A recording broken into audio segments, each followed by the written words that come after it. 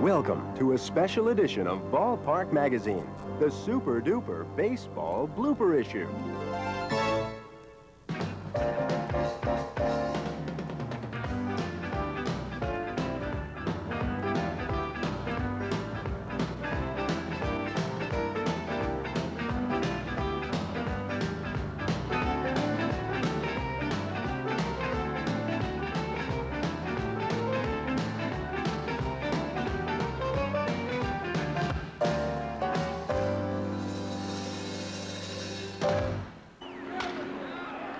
Deep to right center field. Warfield going back. It is gone.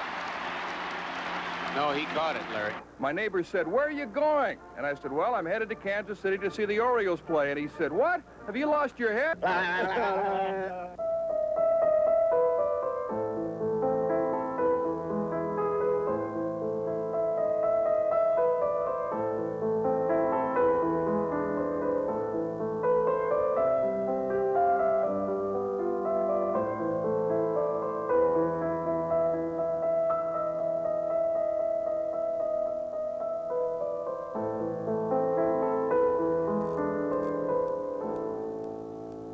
And a lot of guys that spent time together in the minor leagues. Yeah, there are quite a few of us. But, That probably means that Rona might be going to the minor leagues. And if so, the question is, can Rona bear it? Oh, my God. time is called now. The home plate umpire sees it. He's pointing at it. Greg's looking out the left field. Eric's looking down the left field. He thinks there's something on the field. Now he sees it. Oh. Think about it.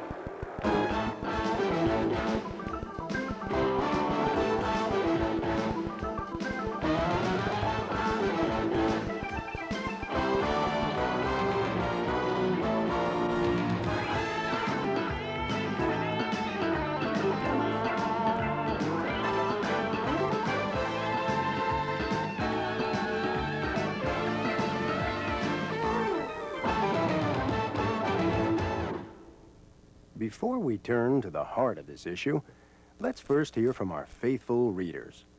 Madeline Malinowski of New York City writes, Dear Ballpark Magazine, I constantly hear announcers refer to a utility player.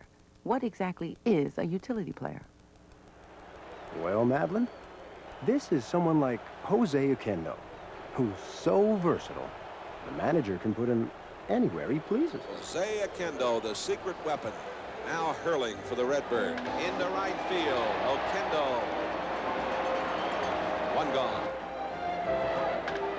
Oquendo throws him out. What a play by Oquendo. Yes, Madeline, Jose, can you see, is everywhere. And the pitch is lined into left field. Here comes Oquendo, and he's got it. The jack of all trades, Jose Oquendo. Jim Rogal of Pittsburgh, Pennsylvania writes, Dear Ballpark, I finally accepted the concept of the designated hitter in the American League. Now, I'm hearing rumors about a designated fielder. Are they true? well, Jimbo, you've caught us off guard on this one, but you never know what's going to pop up. Finally, Jackie Freed of Atlanta, Georgia writes, Dear Ballpark, I recently attended my first baseball game, and I was very confused. How many outs are there in an inning? well, Jackie, you must have attended the game between the Phillies and the Atlanta Braves. Andres Thomas on to Perry for out number 2. That'll bring up Von Hayes. A correction, out number 3. Wait a minute. There are only 2 outs, folks. Hold everything here. Hold everything. I thought I was losing it there for a minute. I don't know how in the world that happened. How can 9 players out in the field all be confused about how many outs there are? I have never seen that happen in all the years that I've watched baseball. Oh, but to answer your question, Jackie, in one inning, there are 6 outs.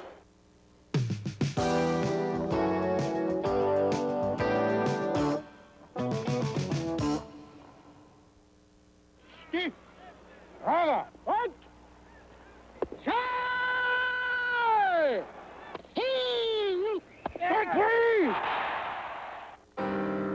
The strike zone, where pitchers and batters wage their daily war.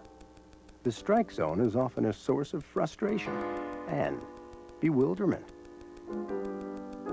It offers no quarrel on a swing and a miss, but do it enough, and you can lose your grip. Want to see a sailing bat? Here it is. I've always wanted to see a sailing bat. Sometimes the ball never makes it to the strike zone.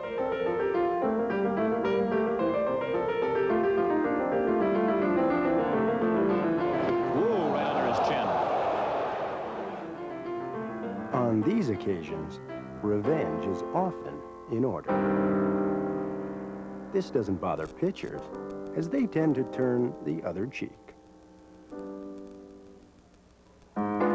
Besides, they're too busy cultivating that delicate relationship between pitcher and umpire.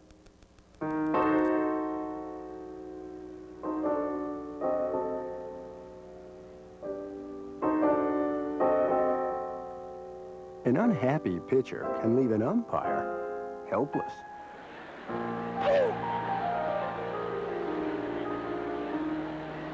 But as every umpire knows, this game can be played by two. Let's see, did it hit him? Yes, right there. And luckily, Harvey throws about 10 miles an hour. Foul balls are strikes, and sometimes outs. And one pitch allows no argument. Right down the middle, and that's the frustration of a pretty good hitter that's batting well under 200. But with all these balls and strikes, it can sometimes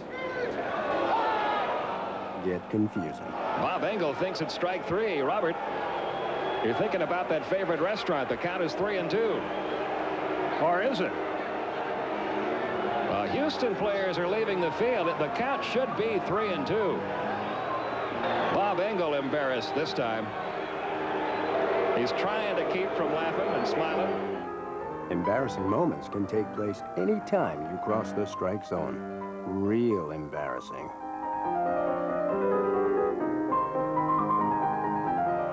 And just when you thought you'd avoided the issue completely, another strike is behind you.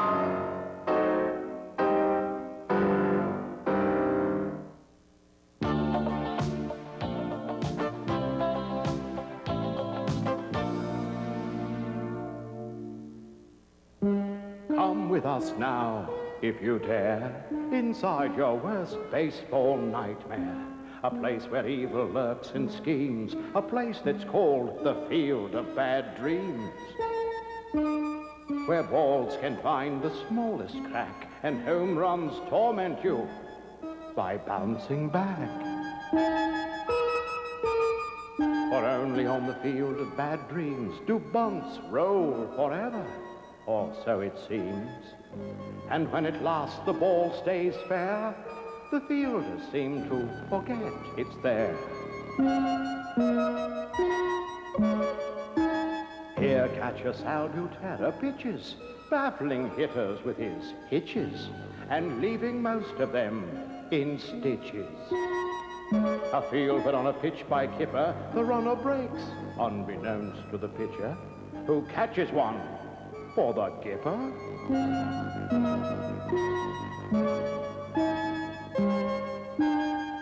Where calling time calls for a double take, and yes, the double he will take. It's only here a routine grounder seals a shoddy infield's fate, for while at third they flop and flounder, the awful runner takes home plate.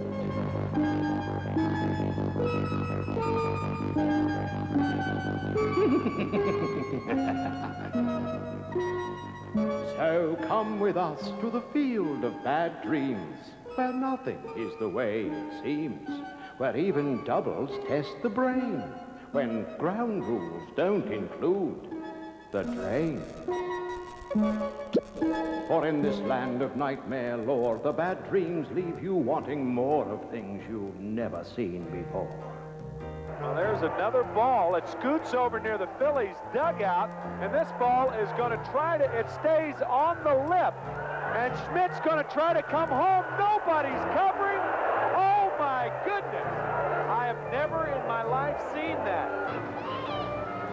We just had a power failure here at the stadium.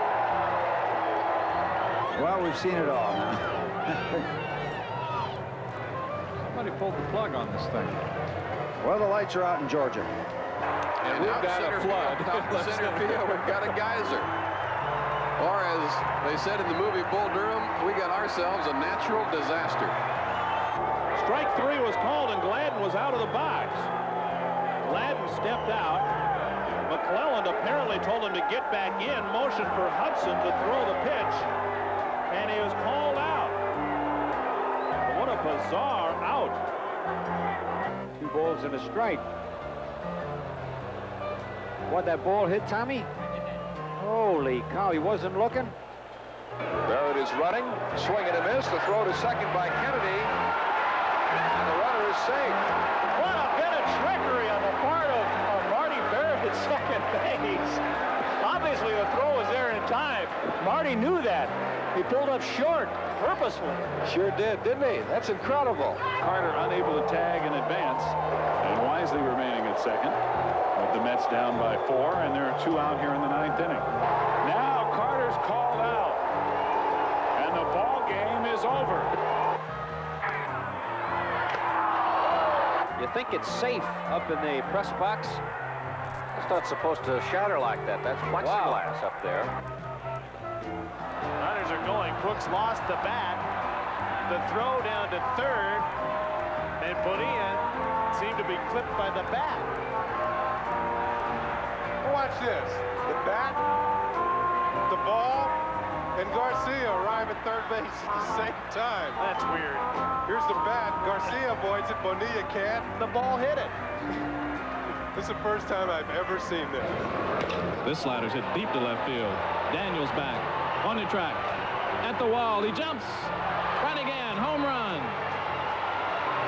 Oh no! Oh my goodness! I'm starting to sound like Phil Rizzuto. Hit deep to center. Robin back. Does he have it? I think he made a great catch. He did. Unbelievable. Oh, that was beautiful. The Brewers win. It's a dinger. He lost the ball over the fence. It fell out of his glove? Yes. The second base umpire signaled out. And everyone in the stadium, ball players included, fooled on that one. And that's precisely what we mean in this, the field of bad, bad dreams.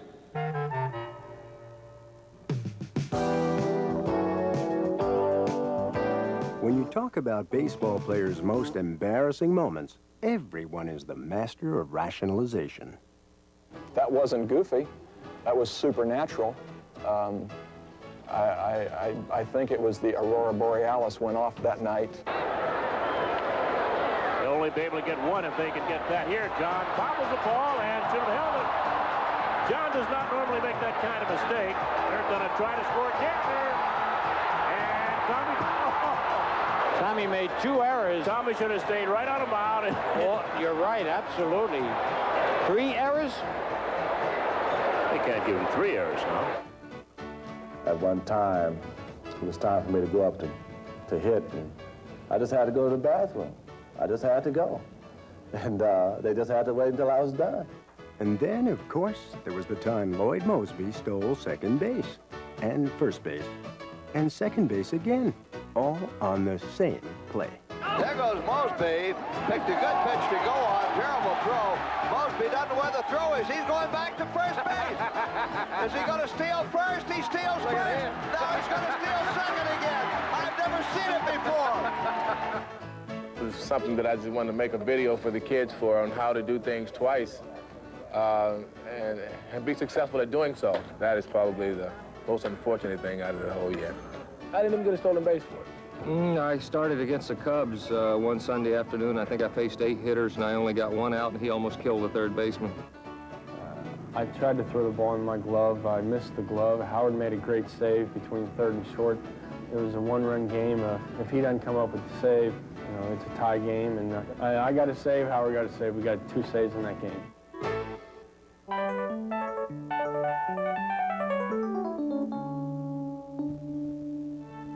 And now it's time for the greatest show on turf, the three-ring, four-base spectacular that stands head and shoulders above the rest.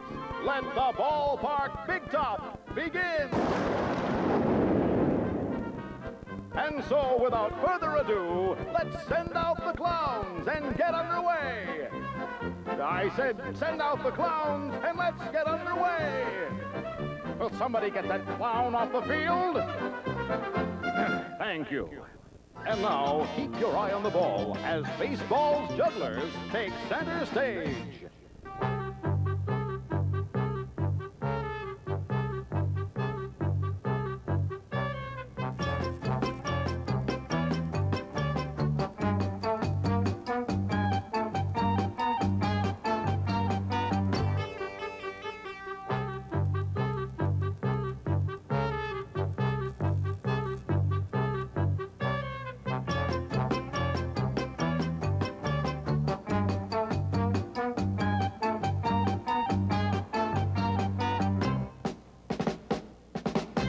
And now, the sideshow in this three-ring spectacular, where, with so much going on, you don't know which way to look. In this ring, we have the amazing and somewhat ridiculous-looking half-bearded man. Most people stopped doing this when they were 12 years old. The tall man, the short man, are we on a roll now or what? And just when you thought the trapeze artist had gone home, we present the amazing freestanding leap over the dome. And now, back to the sideshow with wild animal trainer Gunga Gunga Jones. Do not be afraid of the wild animals. They will not hurt you. I said do not be afraid. Just keep your eyes on them at all times.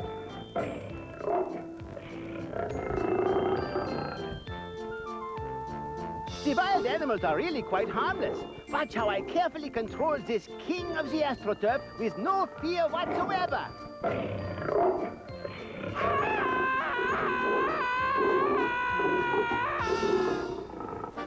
And now for our finale, the Tumblers.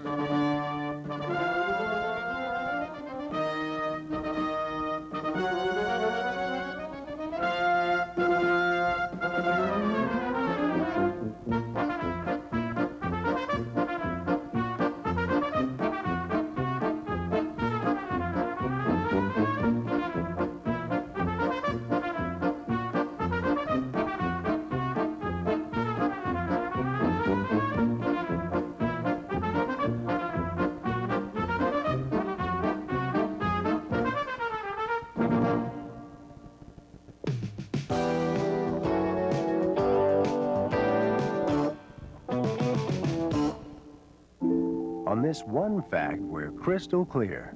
The baseball booth is not to fear. But when the games start running long, announcers sing a different song. Yeah, the great suspenders out tonight. There is a place on the earth where the sun sets in the east. Okay. Appears to set in the east. Okay. It's true. How are our government relations with Spain? Do you happen to know? They're fine as far as I know. In the Panama Canal, as you go through the Panama Canal, it weaves back and forth, and the sun appears to come up in the west and set in the east. Give me an Arnold Schwarzenegger. This is Lindsey Nelson here, CBS Radio Sports. Paul Horning is on the squeegee. He's at the 30-yard line to the 20. It's such a pleasure to be broadcasting this rain delay from Toronto's Exhibition Stadium. What about Roger Rabbit? You want to talk about that for him? Haven't seen that one. And if you don't like Pee Wee Herman, you need to be checked. Well, what else can we talk about? Have you ever heard of cow tipping? Cow tipping? Yeah. They're pigeons. They're worthless creatures. And the jellyfish. You ever swim with a jellyfish? Try not to. Oh, August is jellyfish month here on the East Coast. We're really running out of things to talk about, aren't we? We're just covering everything here. Valley Regional High School was on the Housatonic River, on the banks of the Housatonic. In fact, I can sing the fight song, but no, I won't do that. How can the Bee Gees staying alive a much-disdained disco record, rank ahead of Mitch Ryder and Devil with a Blue Dress On. Sing it! High above the Housatonic, mid the Berkshires, proud and true. And what have you and Mr. Blast been talking about tonight? Anything? Nothing important. No, if I tuned in today's game, it's the first game I ever saw, I would say, you know, I listened to two guys tell me about Parsley, Hitler. That's right. And some baseball. And I think Curly of the Three Stooges would have summed up this series by saying, Wow.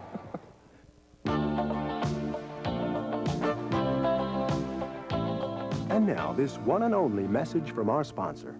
Is it important? Just look. New York Mets relief pitcher Roger McDowell is known as baseball's premier practical jokester. And now, he's proud to announce the opening of Roger McDowell's School of Practical Jokes. Fans, it gets mighty boring out here in the bullpen sometimes, so I have to look for ways to liven things up a bit. So now I've decided to let you, the viewing audience, in on some of my favorite pranks. Enroll today, and I'll show you how to plant rubber in the gloves of opposing outfielders. You'll also learn how to secretly doctor your opponent's bat before he steps up to the plate. And here's a good one. I'll teach you how to throw your voice while yelling, "I've got it, I've got it," when your team hits an easy fly pop. And of course, my all-time favorite, greasing the mound for the opposing pitcher. What a laugh. Be sure to sign up today.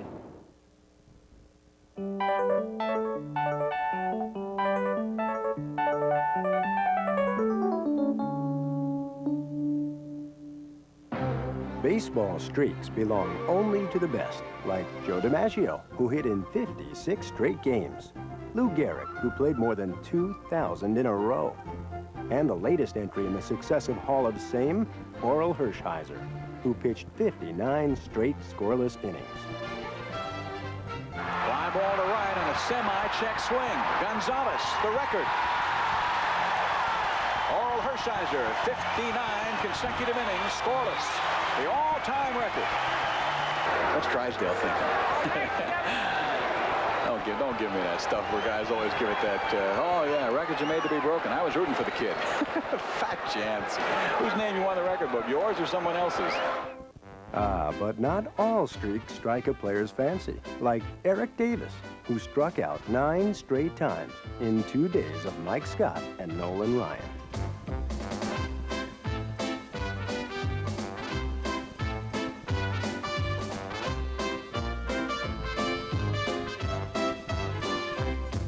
Corey Snyder knows the feeling. Corey had struck out 9 straight times against Roger Clemens. Then, a miracle.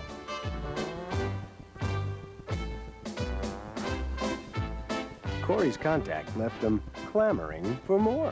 At least a step in the right direction as he had contact and flied out to shallow right. There it is, the handshake. The high five, the low five. I got a fly ball against Roger Clemens. Then there's the saga of pitcher Don Carmen, who was 0 for 46 in his career, and figured when in doubt, he might as well bunt. Carmen made it to first, but the error made him 0 for 47. A reprise was in order. Here's the 2-strike pitch, a bunt that trickles foul, and he's a strikeout victim. At 0 for 48 now, the bunt simply wasn't working, so Carmen took a cut. The batter, Don Carmen, up there to bunt probably. Nope, he's going to swing. Base hit through the middle. Oh! I don't believe it. Don Carmen with his first major league hit. That snaps at 0 for 48 for him. I do not believe it. They're going to stop the game and give him the ball. Len Cicada owns still another streak worthy of forgetting. Cicada couldn't have bought a hit against the White Sox, going 0 for 66 over the course of 7 seasons. But all streaks, whether good or bad, must soon come to an end. In the box score, it was 1 small hit, but 'twas a giant leap for Len.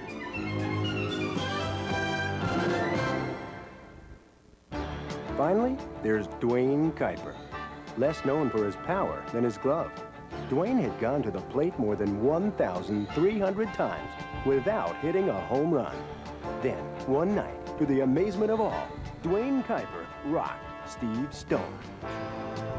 The game started early, 12 minutes early, and Bob Lemon, the manager, didn't know that. So when I went out to the bullpen to warm up, I found that I had 7 minutes to warm up and didn't have a curveball, which at that point in my career was my big pitch. And I'm sure that Steve Stone's story would be that he wasn't loose. Well, he was loose enough to strike out the first hitter of the game. He likes to tell the story. It was 450 feet deep into the right field seats. I think it just cleared the fence, but the point was it went over. Duane gave him the yay as he's running around the bases. I didn't realize that he had watched me.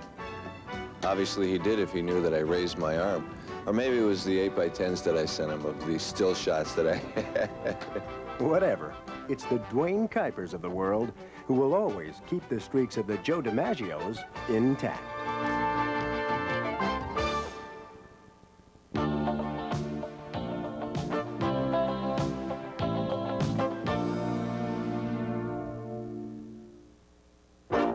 And now it's time for a very special feature as Ballpark Magazine conducts its own Star Search in this, the first annual Baseball Talent Show.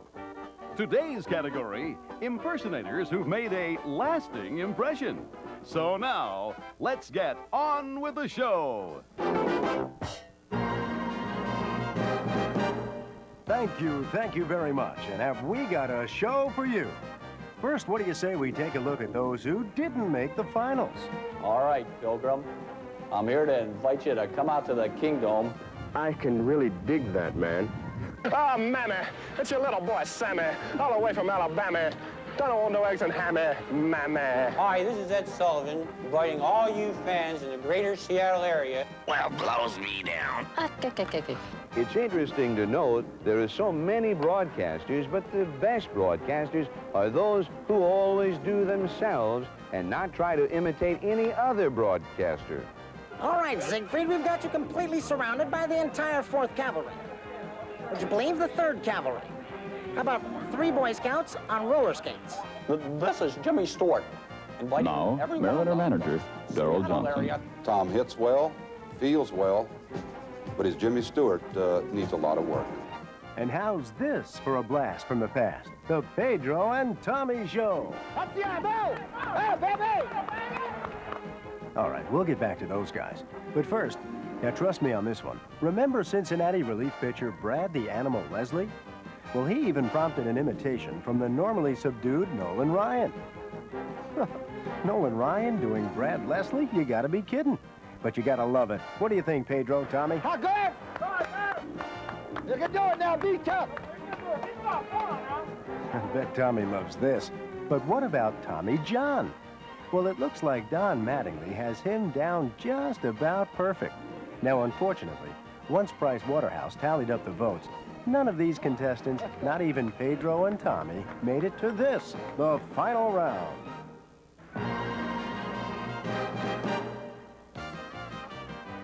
Our second runner-up is Rick Dempsey, who somehow manages to do a Robin Yount and an old Tommy Lasorda at the same time, featuring a brief cameo by Sammy Stewart as Jim Palmer.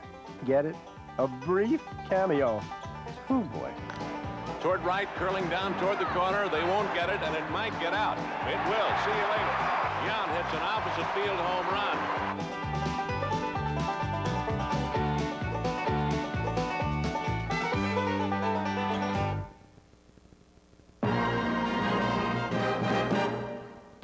And now, our first runner-up, a tie between John Morris and Dennis Lamp, with Lamp doing Gaylord Perry almost better than the original. Now watch closely. Here's Lamp doing Perry, and here's Perry doing Perry. Well, you make the call. Now, Morris explains how to do Willie McGee. You gotta look like you're in a lot of pain and you're having a miserable time out there. And then get up there and make it look like your knees are killing you, and it's the last place in the world that you want to be, out on the baseball field. And then just go out and lay out 4-line drives. That's Willie.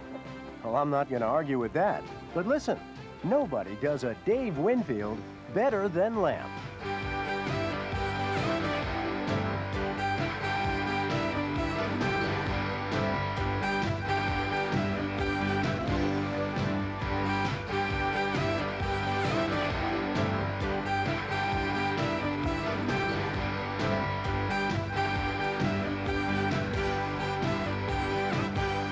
But the most natural impression has to be Morris doing Kirk Gibson. All year long, they look to him to light the fire, and all year long, he answered the demand. Here's the big pitch. He's got to make it happen on this one. High fly ball into right field. She is gone!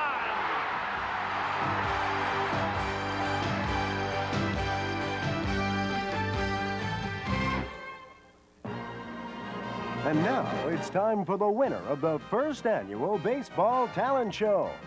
Pitcher Mark Grant of the San Diego Padres and his study in the calling habits of umpires. I got a lot of time to kill in the bullpen, so I check out the umpires. John Kibler from San Diego, you might be familiar with him. He's just real basic. He squares up behind the plate and he goes, strike. One. Strike. One. Big Eric Gregg. We got the big Eric guys Gregg. going. For a right-hander, he gets like this, and he'll go. For a left-hander, he'll go. Like that. Frank Foley. He's another one of my favorites. Frank Foley. He's kind of like the Rocky of the umpires. He'll be behind the plate, and he'll go. And then for a strikeout, he'll go. John McSherry, Big John. John McSherry, a big man.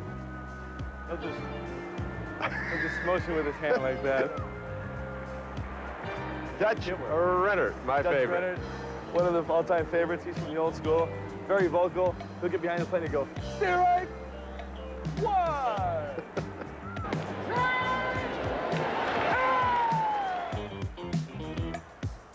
How'd you tell me Dutch Renner ordered a steak in the restaurant? In the restaurant, he orders steak rare.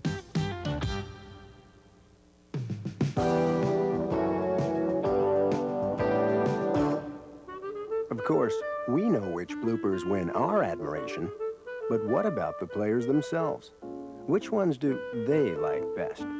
My favorite blooper, I guess, was about 1979. Ron Reed, one of our relief pitchers on the Phillies, was having a real tough time. He was in a slump, and he finally came in, had a 1-2-3 inning, hadn't pitched in a while, and he did cartwheels off the mound all the way to the dugout. He's 6'7".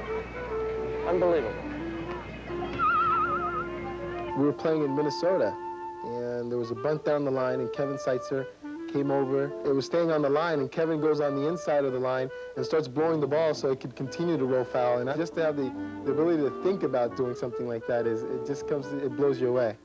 Terry Mulholland, we were playing the Mets a couple years ago. A ball was hit to him, and it stuck in his glove in between his fingers. And instead of just taking the ball out, he calmly took his glove off and threw it over to first base. He didn't panic, and that was just so him. Right back to the mound. Good stab by Mulholland. Runs most of the throw. What? The ball stuck in his glove, and that's why he ran so far at first he couldn't get it out. And then he attempted to lob it with his glove hand, and the glove went with it. And Brindley caught them both. The most ridiculous play that I have ever seen. I wouldn't call it funny, and I was not involved in it. We were not involved in the game, but one night in New York, Carlton Fisk tagging out 2 runners at home plate almost simultaneously. I can't remember who's hitting, but Ozzie Guillen's the shortstop, and the hitter ends up losing the bat when he's swinging, and the bat's rolling out towards Ozzie, and Ozzie goes over and fields the bat and picks it up like he's going to throw the guy out at first with it. That's pretty inventive for a fielder to think that quickly. I thought it was funny. I remember I was broadcasting a game, doing some work for the Mets, and they were playing the Cubs in Chicago, and one of the batters for the Mets hit a ball, and the guy who lost it fell down. He couldn't find it and walked around and ran around all over the field, couldn't find it. The ball was in his hat on the ground. We were playing the Philadelphia Phillies, and I forget the pitcher who was on second. I think that the ball went behind the plate, and he was going from second to third, and he tripped over the base and just landed on his face. It was just the funniest thing I've ever seen. I think it was the blooper of the year. I couldn't stop laughing. It was so funny.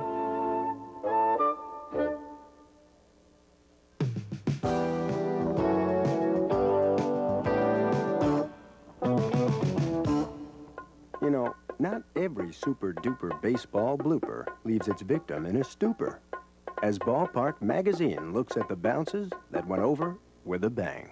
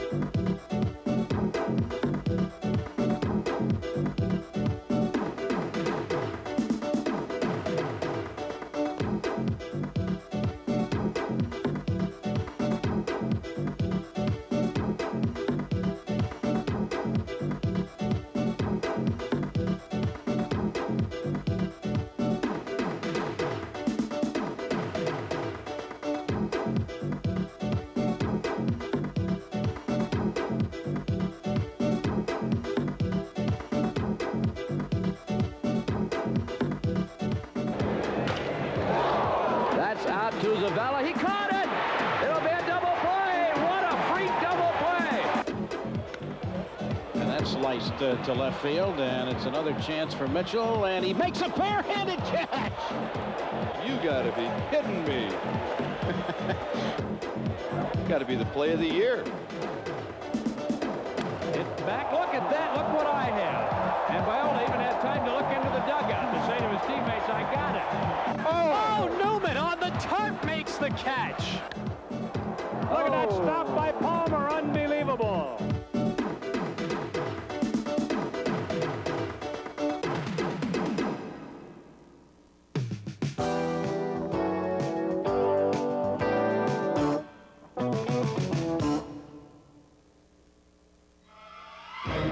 Greetings to all, but I knew you were coming, for I am the compelling Llewellyn, the magnanimous magician, the prescient personality, the bedeviling bard of baseball, able to see into the future, as with this, my first trick. The Magnificent Seven are warming up in the bullpen and will be with you as soon as Leonard hits into a 6-4-3. 6, 4. Yes, thank you. But for me, the compelling Llewellyn, the baseball is merely a tour in the mystical, magical world of illusion. And I allude to illusion for a very good reason. Just watch. But do not be afraid, for as compelling as I am always in control. Just keep your eyes on the ball, and you too will be amazed.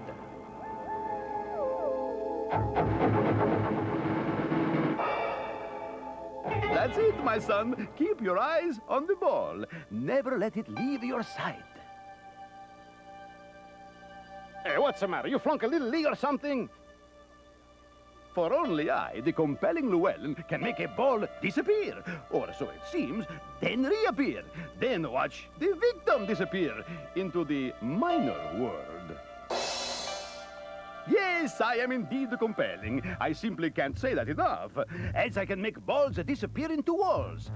And gloves, if I so choose. It's in the glove, stupid. Catcher's hoy. The compelling Llewellyn can be a magical punster, putting one catch in the bag. Or agonizing over the agony of the defeat. Defeat. Look at defeat. You must tip your hat to the compelling Llewellyn, for perchance that you don't, you might lose it. Compelling, no? I can make balls disappear into gloves, you see. Oh, what a tangled web we weave. And so can I make entire gloves disappear. But the compelling Llewellyn's greatest trick is not making gloves, or balls, or bats disappear. No, my dear friends. It's making entire ball players vanish. Magically. Just watch what I do to Lee Mazzilli.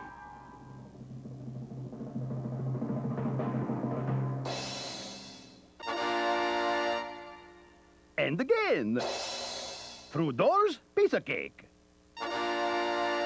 But there is one little problem with all of this. For once the ball players are gone, I am compelled to stop. What? Pay no attention to that man behind the curtain. He is gone. I have compelled him to leave. Hey, what's with the freeze frame? I'm not finished. You can't do this. Don't put me back in the stupid blooper duper thing.